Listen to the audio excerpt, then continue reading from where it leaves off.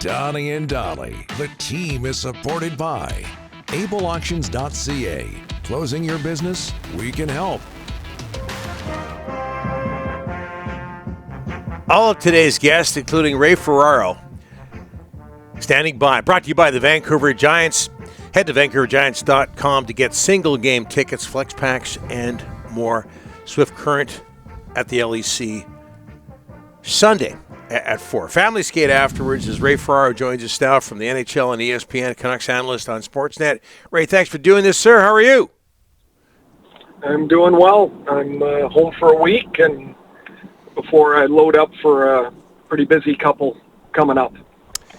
Last night in Toronto, Leafs Columbus, Jackets win 5-1. Everybody has so much respect for what that Columbus team is doing right now in the wake of so much adversity. But Ray, what goes through your mind these days when you watch a fight like the one last night, a heavyweight tilt between Ryan Reeves and Matthew Olivier? It was something else. Much different than what I used to think. Like when I was playing and the big boys would get at it, there's so much energy, right? Because when these guys hit, they really hit. And so when I'm watching last night, what I'm thinking is I hope nobody gets hurt. Because these are the possibility of devastating punches. Like I watched, was it last year? Yes, when Matt Rempe first got called up, and he fought Nick Delorier in Philadelphia, and it was heavy. And then the next night, Rempe fought Olivier in Columbus, and it didn't go so well. And like these are 200 and Rempe's 240 pounds. I think Ryan Reeves about 230, and Olivier's probably not much shy of that. And so I'm like, it is absolutely throwback. I'm thinking, wow, man, this is what used to happen. And the second part is, I hope they get out of here with nobody hurt, because it is. I did a game in Toronto, Donnie, and it's a few years ago, and Fraser McLaren was fighting, and Gord Miller and I were doing the game, and McLaren got hit with a punch, and the sound of it, because it was in the neutral zone face-off, dot, the sound of it, and he went down, and it was like, it kind of like took the fun out of what I'm watching. It was like it was like terrifying to, like he was like, I've not seen it the same since, really. Hey, we just talked about Columbus, Ray. I can't remember if I've asked you this before, but it's one of the. I don't want to call it a great subject because it didn't start out that way. But just how much respect do you have for the Blue Jackets right now and what they're doing? They're in the first wild card spot in the East. Well, first off, I'm really super happy for my old roommate Dean Evison. We broke in together, and he's just an awesome guy. And he takes over the team in late July, and then there is the tragedy with Johnny and Matthew Goudreau, and they're back on their heels. And their general manager, who is another good guy I know well, Don Waddell. They basically kind of had to cobble the team back together.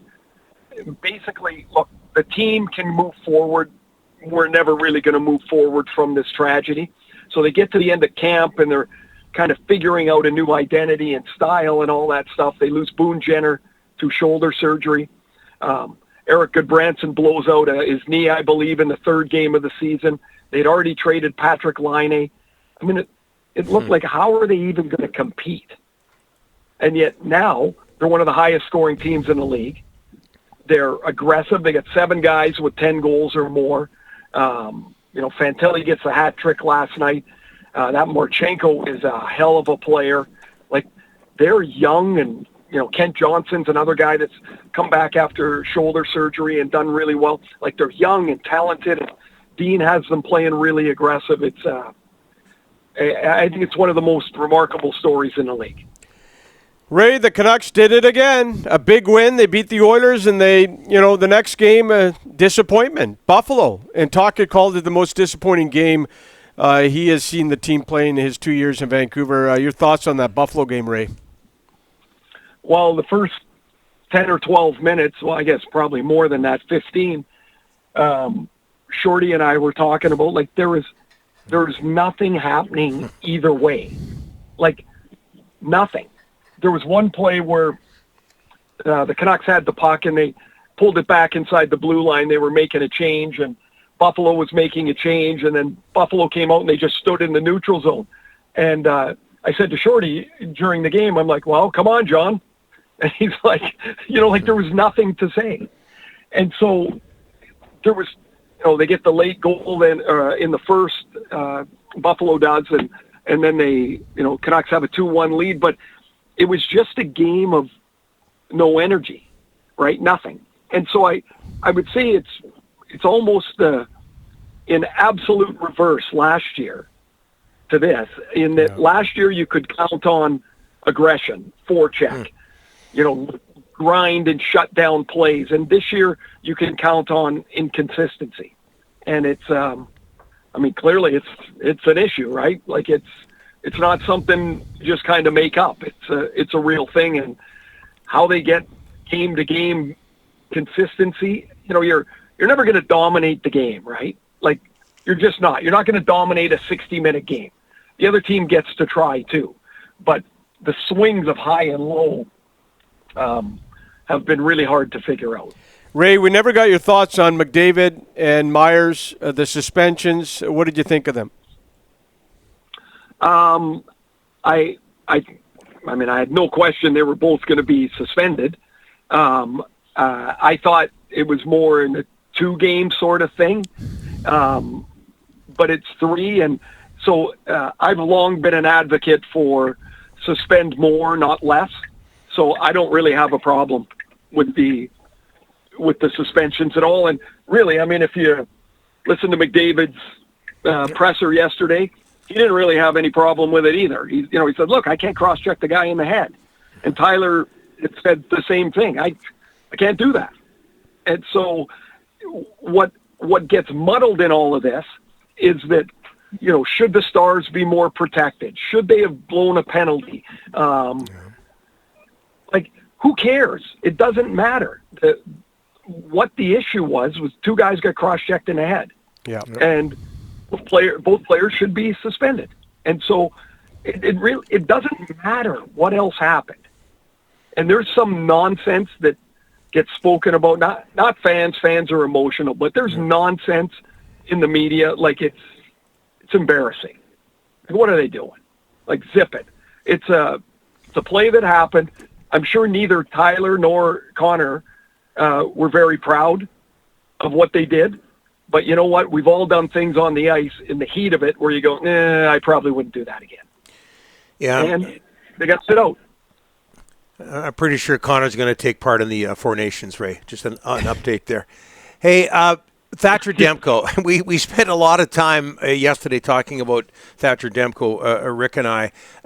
He hasn't been as strong as he was last year. But, Ray, how tough is it for a player to come off a serious injury like he has with a season well underway? Well, the obvious is he doesn't look the same in the net, right? He looks like I don't know how many times he stopped the puck the other day, 2 or 3, and kind of look behind him. Yes. Do I have it? When do you remember him doing that? Mm-hmm. Rarely.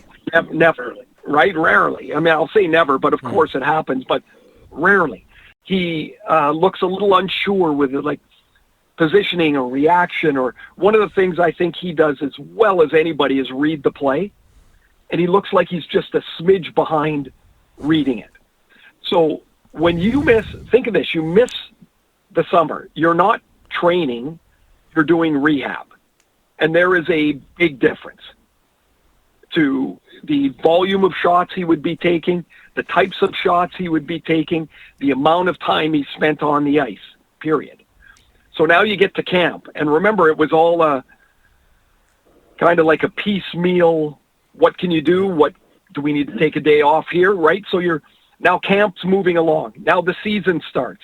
Now they're a month into the season. Now he gets back on the ice. So he's right now probably at November hockey. And everybody else is at the end of January. And I've always described this. I had it said to me once, and it's so true. It's like you're trying to get on a moving bus. Like you can't quite catch up to the door. And what often happens is, out of an injury like this, think about when somebody tears an ACL, the first year back, it's not very good. Yeah. Like the first 6 or 7 months of play is not very good. It takes until the full summer of training again that you catch it. Like you catch the bus again. And so it, like Dakota Joshua, to me, not surprising he got hurt because you're so far behind.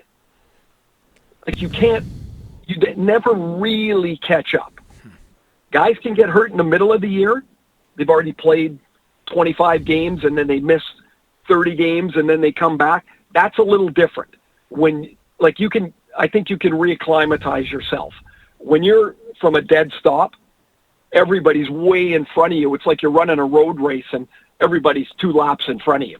And I think that's what he must feel. And Ray, very quickly, Canucks, Edmonton tonight. Vasily Podkolzin, the simple answer might be, well, look who he's playing with. But why does it seem it's working at Edmonton when it didn't work in Vancouver for him? Well, certainly that doesn't hurt, right? Yeah. I mean, like, probably one of the best 5 forwards in the game in Draisaitl. I've had Edmonton a couple of times, been really impressed with his diligence, his strength. He's more confident moving the puck. And some of that comes with opportunity, and you build that confidence. Somebody can't give you confidence. You've got to earn it. And I think he's really earned it. I will say this. There's a number of players that they're better on their second team than their first, because after a while, the first team sees what you're not. The second team only sees what you can be.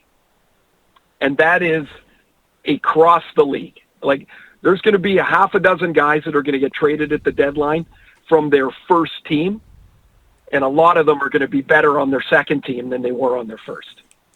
Ray, thanks for this. We'll talk to you next week. All the best. You betcha, Dolly. I can't see you. Your shirt looks good today.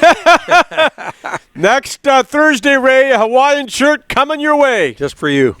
Oh, you've said that before. No, I did it last time. You just skipped right over it. You didn't say anything. Yeah, it wasn't a good one. Okay. Better this time. Yeah. I'll get a new one. Thanks, Ray. Yeah, see you guys. Yeah. Have a great day. Bye-bye.